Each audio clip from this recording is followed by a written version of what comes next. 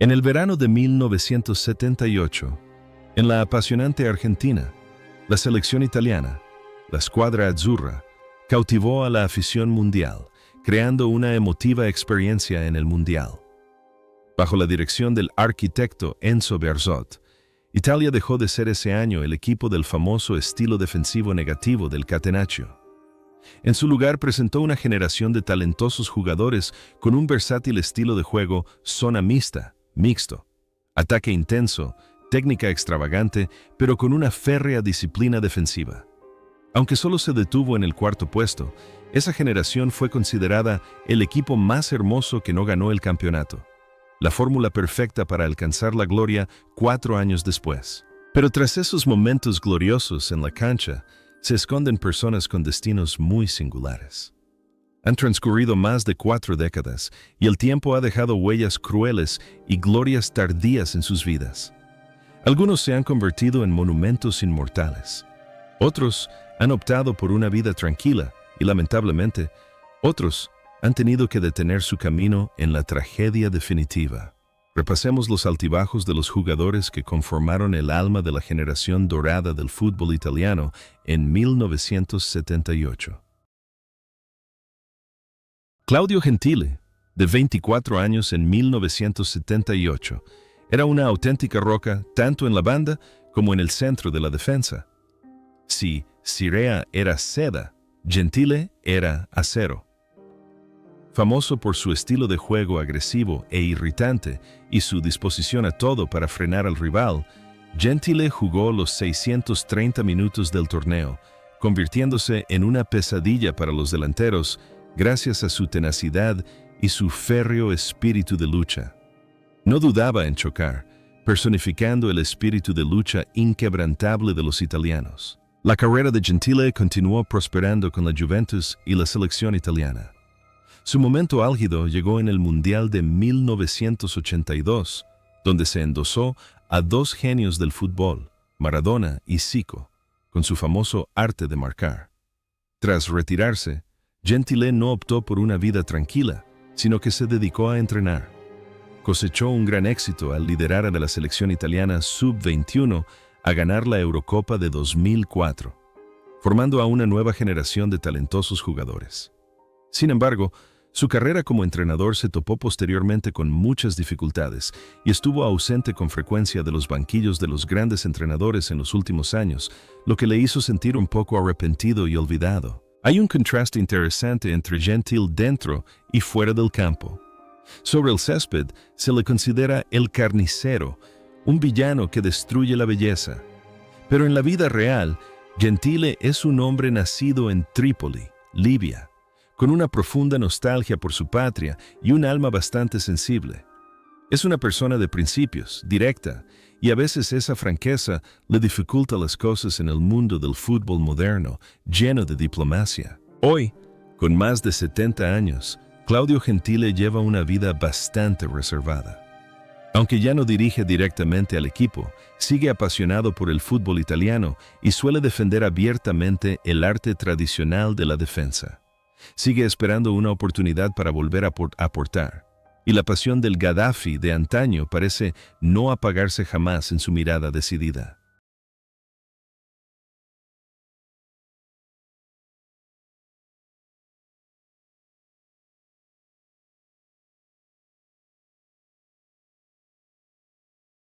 Paolo Rossi, el italiano de 21 años de 1978, era el símbolo de una nueva esperanza.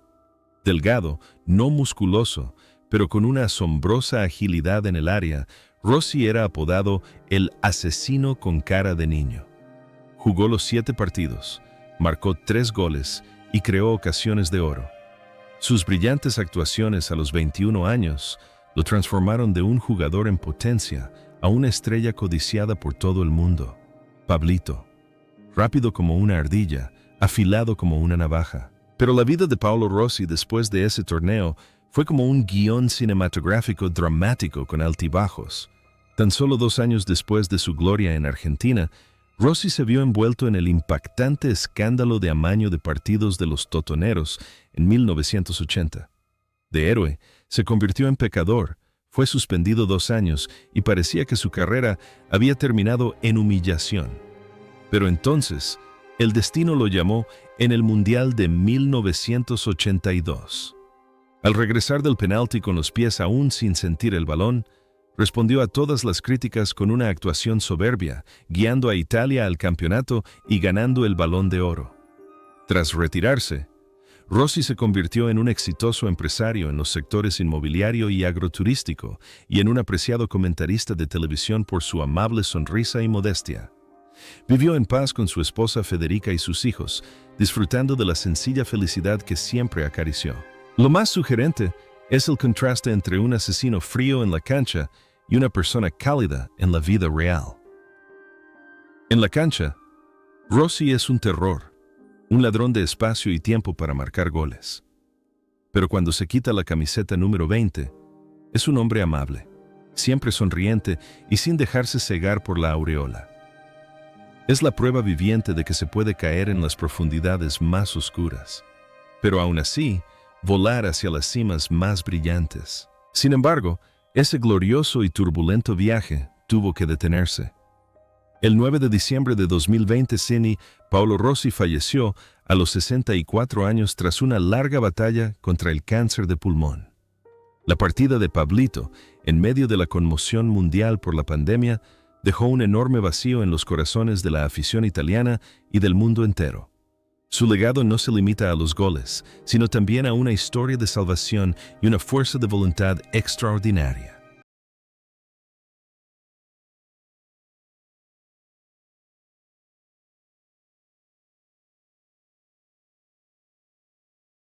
Mauro Belugi, de 28 años en el Mundial de 1978, fue una figura clave en la defensa italiana, disputando 5 partidos y 320 minutos.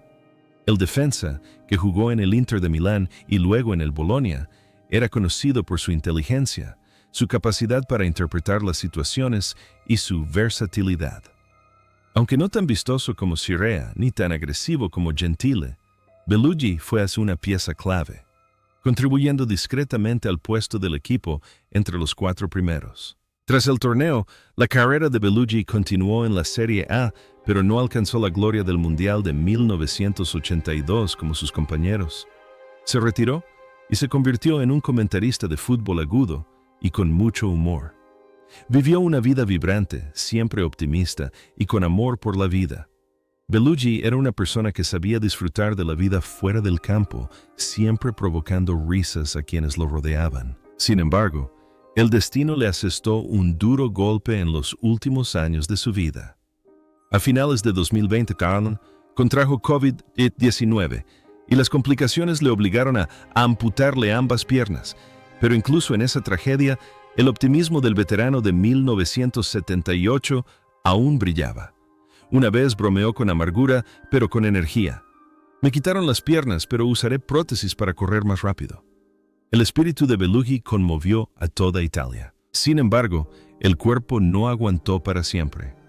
En febrero de 2021, apenas unos meses después de perder las piernas, Mauro Belugi falleció a los 71 años. Partió con una sonrisa y el espíritu indomable de un guerrero que nunca se rindió ante el destino, dejando una gran lección de coraje para quienes quedaron.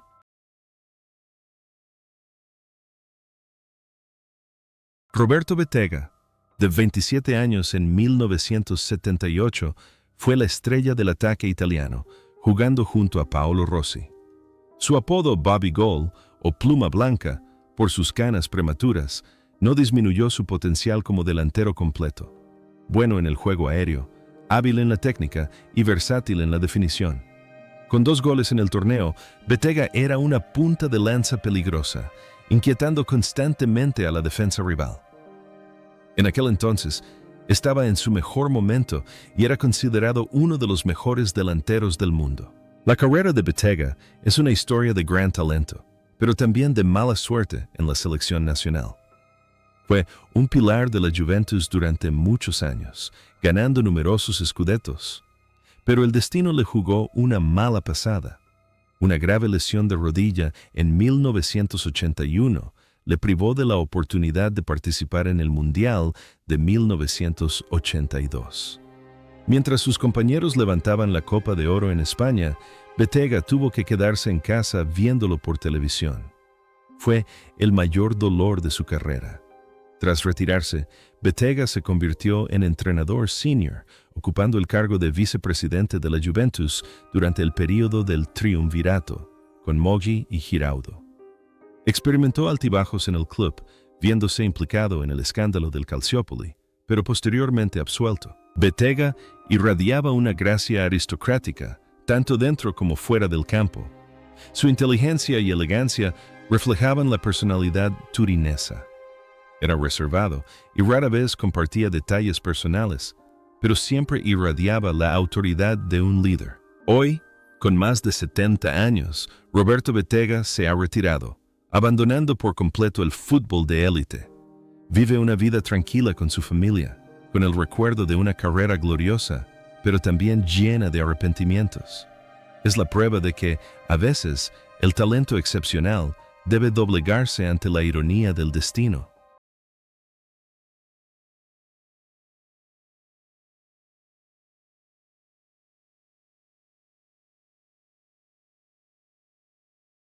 Franco Caucio, el artista más talentoso de la orquesta de Enzo Berzot en 1978, brilló a los 29 años, apodado Il Barone, el Barón. Aportó elegancia, suavidad y un toque sudamericano al estilo de juego italiano. Tras jugar los 7 partidos, Caucio se convirtió en una fuente de inspiración en la banda derecha. Con su melena suelta y su característico bigote, Caucio se movía como si bailara, mientras que sus centros y regates ponían en alerta a todas las defensas del torneo. La carrera de Caucio estuvo ligada así a la época dorada de la Juventus, donde ganó 6 Scudetti. Tras el Mundial de 1978, mantuvo su mejor forma y formó parte de la selección que ganó el Mundial de 1982. Aunque jugó principalmente como reserva estratégica en el torneo de 1982, su entrada en los últimos minutos de la final, con el marcador ya decidido, fue un gran homenaje del entrenador Berzot al Sr. Barón. Tras dejar la Juventus, continuó jugando con regularidad en el Udinese y el Lecce hasta los 39 años, cuando se retiró. La vida de Caucio fue un reflejo de su estilo de juego, digno y caballeroso. Hijo del sur de Italia, originario de Lecce, y labrado un nombre en el norte industrial, Caucio siempre fue un símbolo de esfuerzo y armonía. Nunca se vio envuelto en escándalos sonoros, manteniendo siempre la imagen de un auténtico caballero del fútbol. Franco Caucio ya tiene más de 70 años. Sigue apareciendo regularmente como analista en los principales canales deportivos de la televisión italiana. También ha publicado una autobiografía sobre su trayectoria, desde un niño pobre del sur hasta campeón del mundo. La vida del Barón es ahora tranquila y respetada, igual que jugó al fútbol toda su vida. Gaetano Scirea, a sus 25 años, era el corazón y el cerebro de la defensa italiana. Scirea era más que un simple despejador. Era la personificación perfecta del líbero moderno, elegante, inteligente y afable. Jugando los 630 minutos del Mundial de 1978, lideró la famosa defensa italiana con un estilo cerebral que rara vez provocaba faltas. Scirea era un caballero entre los depredadores, convirtiendo la defensa en un arte silencioso pero poderoso. La carrera de Scirea marcó entonces una época dorada para la Juventus. Ganó todos los trofeos de club con los que un jugador podría soñar, desde la Serie A hasta la Copa de Europa. Con la selección italiana, alzó el Mundial de 1982 como uno de los pilares indispensables. Tras retirarse en 1988, Scirea se convirtió inmediatamente en entrenador de la Juventus, destinado a convertirse en un gran estratega en el futuro. Su vida personal fue tan ejemplar como su estilo de juego, sin escándalos, fiel esposo para Mariela y un padre ejemplar para Ricardo. Era un símbolo de bondad en un mundo futbolístico lleno de cálculos. La conexión entre el rol de Scirea dentro y fuera del campo era de absoluta unidad. Tan tranquilo, tolerante y confiable como lo era fuera de la cancha, era humilde y virtuoso. Nunca recibió una tarjeta roja en toda su carrera, un récord increíble para un defensa. Cirea era la personificación de la belleza moral, un artista perdido en el mundo de la confrontación física. Sin embargo, el viaje de aquel valiente hombre terminó en la más dolorosa tragedia. El 3 de septiembre de 1989, durante un viaje de reconocimiento para la Juventus en Polonia, bajo una lluvia torrencial, el coche en el que viajaba Gaetano Cirea sufrió un trágico accidente y se incendió. Falleció a los 36 años, la edad más hermosa de un hombre. La muerte de Cirea fue una conmoción permanente para el fútbol italiano. Se marchó cuando su misión aún estaba inconclusa, dejando tras de sí un profundo arrepentimiento por una gran personalidad, un monumento de coraje y elegancia. Dino Zoff, el gigante silencioso de la selección italiana en Argentina, 1978, fue un portero excepcional. A los 36 años, cuando muchos jugadores pensaban en retirarse, Zoff aún disputó los 7 partidos, manteniendo su portería a cero en muchos momentos clave. Fue un líder espiritual, un apoyo incondicional para sus juveniles. Su actuación ese año destiló serenidad, y su vasta experiencia le permitió neutralizar el peligro con jugadas sencillas pero absolutamente efectivas, sin necesidad de jugadas veloces y ostentosas. Tras el torneo de 1978, muchos pensaban que Zoff había pasado su mejor momento, pero demostró lo contrario con una determinación extraordinaria. 4 años después, a los 40 años, Dino Zoff se convirtió en el jugador de mayor edad de la historia en levantar el trofeo de la Copa Mundial de 1982 como capitán. Tras retirarse, Zoff continuó dedicándose al fútbol como entrenador, llevando a la Juventus y a la selección italiana a la final de la Eurocopa 2000. Su vida tras los focos fue un modelo de seriedad y disciplina. Vivió una vida privada, alejado del ruido mediático, siempre fiel a la filosofía del friulano: hacer más que hablar, trabajar duro y ser honesto. La similitud entre Zoff dentro y fuera de la cancha es una solidez inquebrantable. En la cancha es un muro infranqueable. Fuera de ella es un hombre de familia, un respetado esposo, padre y abuelo. El silencio de Zoff no es vacío, sino la reflexión de un hombre que lo ha vivido todo, siempre considerando cada cambio. Es un símbolo de longevidad y lealtad. Hoy, con más de 80 años, Dino Zoff vive la tranquilidad de la vejez. Aunque su salud no es tan buena como antes y ha enfrentado graves problemas de salud, el hombre araña del pasado aún conserva la lucidez mental. De vez en cuando aparece en los medios con comentarios mordaces, siendo un padrino respetado ante el que todo el mundo del fútbol italiano se quita el sombrero cada vez que se menciona su nombre. Su trayectoria es un testimonio de la perseverancia para superar el tiempo.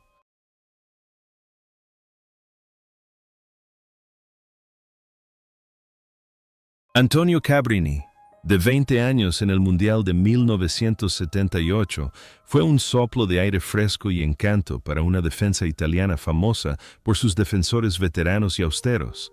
Este joven se ganó el corazón de la afición no solo por su talento, sino también por su imponente figura. Jugando los 7 partidos, Cabrini atacó y defendió incansablemente por la banda izquierda. Su excelente actuación en Argentina le valió el título de Mejor Jugador Joven del torneo, iniciando una brillante carrera como uno de los mejores laterales de la historia. Tras el torneo de 1978, la vida de Cabrini dio un giro de 180 grados, pero también de presión. Apodado Bel Antonio, el guapo Antonio, o Fidanzato d'Italia, el novio de Italia, se convirtió en el primer jugador con el carisma de una estrella del pop. Miles de cartas de amor le llegaban a diario, y las chicas se desmayaban al verlo en el campo. Pero Cabrini no dejó que esa aureola eclipsara su maestría. Conquistó todas las cimas con la Juventus y ganó el Mundial de 1982 con la selección italiana. Aunque falló un penalti en la final de 1982, su contribución a lo largo de su trayectoria es innegable. Lo interesante de Cabrini es la contradicción entre su apariencia romántica y su tenaz espíritu de lucha. Por fuera puede parecer un joven encantador, pero en el campo es un auténtico guerrero, sin miedo a los choques y con una zurda excepcional. Demostró que un jugador atractivo puede ser un gran jugador, rompiendo con el estereotipo del florero de la época. Hoy, con más de 60 años, Antonio Cabrini aún conserva su estilo elegante. Tras retirarse, probó suerte como entrenador, especialmente al frente de la selección femenina italiana, contribuyendo así a elevar el nivel del fútbol femenino en el país con forma devota. También participó en reality shows, escribió libros y fue un prestigioso comentarista.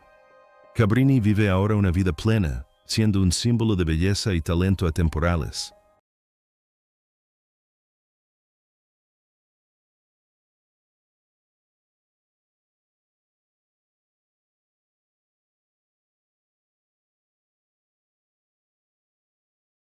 Marco Tardelli, de 23 años en el Mundial de 1978, era el pulmón y la llama eterna del equipo. Si Caucio era un artista. Tardelli jugó 6 partidos, aportando una energía inagotable al mediocampo. Era el moderno mediocampista de área a área, antes de que el concepto se popularizara, desafiando ferozmente, recuperando el balón e irrumpiendo repentinamente en el área para marcar. En Argentina, la gente vio a los primeros cabezas de serie del Schizo, apodo que significa explosión de locura, llenos de pasión e intensidad.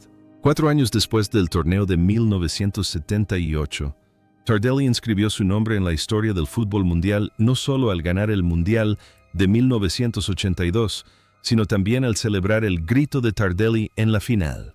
Su imagen corriendo como un loco, meneando la cabeza y gritando de alegría, se ha convertido en el mayor símbolo de la pasión futbolística. Su carrera de clubes también fue ilustre con la Juventus y luego con el Inter de Milán. Tardelli era la personificación de la voluntad de victoria, de las emociones más crudas e intensas. Lo que vale la pena reflexionar es el contraste entre el Tardelli loco en el campo y el Tardelli tranquilo y reflexivo fuera de él. Tras retirarse, se dedicó a la dirección técnica, liderando a la selección italiana sub-21, trabajando como asistente de la selección irlandesa y entrenando en Egipto. Es una persona directa, que no teme hablar abiertamente de los aspectos negativos del fútbol, pero también muy sensible. Hoy, Marco Tardelli disfruta de la vida a sus 70 años. Es feliz con su pareja de toda la vida, la famosa periodista Mirta Merlino. Sigue siendo un rostro familiar en los medios, donde sus análisis son siempre tan agudos y apasionados como su estilo de juego. El grito del pasado se ha calmado, dando paso a la contemplación de una leyenda viva. Giancarlo Antonioni, un florentino de 24 años, recibió la prestigiosa camiseta número 10 en el Mundial de 1978. Era un clásico director de orquesta, extravagante, con una excelente visión táctica y pases precisos. Titular en 5 partidos, Antonioni se convirtió en la punta de lanza de cada ataque. Jugaba como un poeta, representando la belleza romántica del fútbol italiano de la época, aunque su fuerza física a veces generaba dudas. La vida de Antonioni es una triste pero hermosa canción de amor sobre la lealtad y la ironía del destino.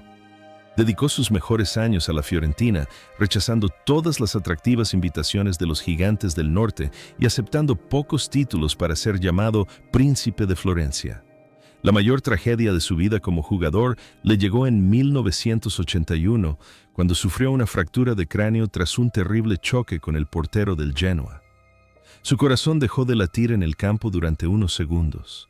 Milagrosamente regresó al Mundial de 1982, jugó excepcionalmente bien, pero se lesionó en las semifinales y se vio obligado a quedarse fuera para ver a sus compañeros jugar la final.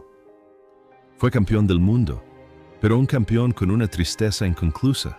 El vínculo entre Antonioni y la vida es el sacrificio. En la cancha, sacrifica su ego para crear para sus compañeros y fuera de ella, sacrifica su reputación personal para cumplir su juramento con la camiseta morada de la Fiorentina. Es un símbolo de amor puro, algo cada vez más raro en el lucrativo mundo del fútbol. Hoy, Antonioni aún vive en Florencia, donde es venerado como un santo viviente. Ha ocupado diversos cargos en las juntas directivas de la Fiorentina y la Federación Italiana de Fútbol.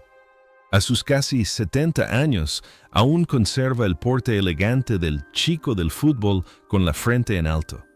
Aunque no posee la enorme colección de medallas de sus compañeros de la Juventus o el Milan, posee algo más preciado: el amor eterno de toda una ciudad.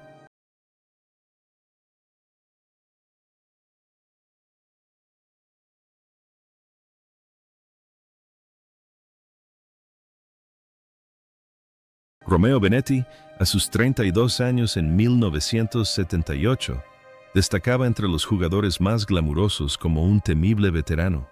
Con su calva, su espeso bigote y su mirada penetrante, Benetti parecía más un villano de película de vaqueros que un futbolista. Jugó 6 partidos, asumiendo el rol de líbero frente a la defensa. Su estilo de juego era extremadamente feroz, sin miedo a los choques y siempre dispuesto a usar trucos para intimidar al rival. Era un Panzer, un auténtico tanque, el miedo de todos los rivales de la 10ª ronda en aquella época. Tras el torneo de 1978, Benetti fue evolucionando gradualmente hacia el otro lado de su carrera y fichó por la AS Roma antes de retirarse. Sin embargo, tras su aspecto rudo y su estilo de juego contundente, se escondía un alma completamente opuesta. Poca gente sabe que, en la vida real, Benetti era un gran amante de los animales. Tras colgar las botas, no se dedicó a ser entrenador de élite, sino que se retiró a la vida rural, dedicándose a la cría de canarios y al entrenamiento de perros de servicio.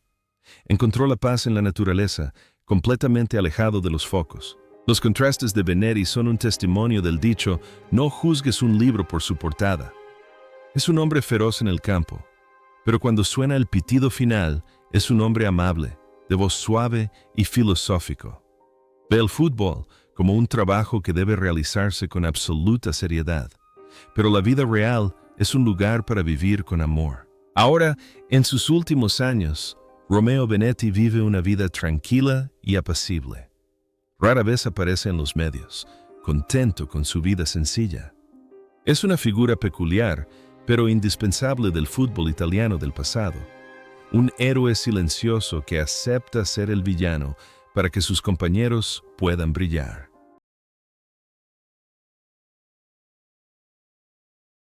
Renato Zaccarelli, el extravagante centrocampista de 27 años del Torino, se convirtió en el silencioso salvador de Italia en el Mundial de 1978, en un contexto en el que todas las miradas estaban puestas en Rossi o Bettega. En el emocionante partido inaugural contra Francia, cuando Italia perdía en el marcador y luego empató, Zaccarelli, quien entró desde el banquillo, entró repentinamente en el área y marcó el gol de la victoria, 2-1. Ese gol no solo supuso 3 puntos, sino que también rompió el complejo de inferioridad y despertó la confianza de todo el equipo. En 5 partidos, Zaccarelli aportó el estilo de juego inteligente y elegante y la aguda lectura del juego de un auténtico El Toro. La carrera de Zaccarelli estuvo estrechamente ligada a la camiseta carmesí del Torino. Fue una figura clave en el fútbol italiano de la década de 1970. Cuando el Torino ganó el histórico Scudetto en 1976, el primer título del club desde el desastre del avión de Superga. Si sus compañeros de la Juventus solían tener una mirada fría y disciplinada, Zaccarelli y los jugadores del Torino tenían el aire romántico, trágico y un tanto arrogante de los aspirantes. Desafortunadamente, las lesiones y la selección de jugadores le impidieron alcanzar la gloria en el Mundial de 1982, dejando una nota de pesar en la trayectoria de uno de los centrocampistas más talentosos de su generación. La conexión entre el rol de Zaccarelli en el campo y su vida reside en la sofisticación y la inteligencia. En la cancha, no usa la fuerza física para abrumar a los rivales, sino que usa su mente para jugar al fútbol. Fuera de la cancha, también es conocido por ser una persona educada y tranquila con una mentalidad de gestión aguda. Tras su retirada, Zaccarelli ha ocupado numerosos puestos importantes, desde director deportivo hasta entrenador del Torino y el Bolonia. En cada puesto, mantiene la actitud de un caballero, trabajando con dedicación y visión de futuro. Hoy, con más de 70 años, Renato Zaccarelli lleva una vida tranquila y sigue muy ligado al fútbol. Es un prestigioso comentarista de Sky Sport Italia, donde sus análisis serenos y profundos siempre son apreciados por la audiencia. Es como un diccionario viviente de tácticas, testigo de la época dorada de la Serie A. Aunque no tan ruidoso como muchos de sus contemporáneos, cada vez que se menciona la victoria sobre Francia en 1978 o la gloriosa etapa del Torino, el nombre de Zaccarelli se menciona con todo respeto. Es la prueba de que, a veces, un momento de brillantez en el momento justo basta para grabar tu nombre en la historia.